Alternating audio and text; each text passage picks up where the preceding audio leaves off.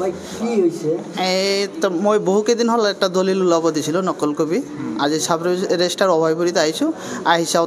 তালা মাৰা সিহঁতে বোলে কিবা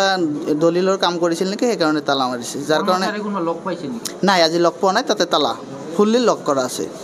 কি কৈছে আপুনি সোধোতে একচুৱেলি এনেকুৱা কাম হ'ব নালাগে যিহেতু আমি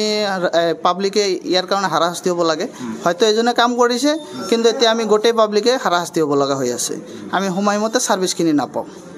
কেইটামান আহিছিল আপুনি মইতো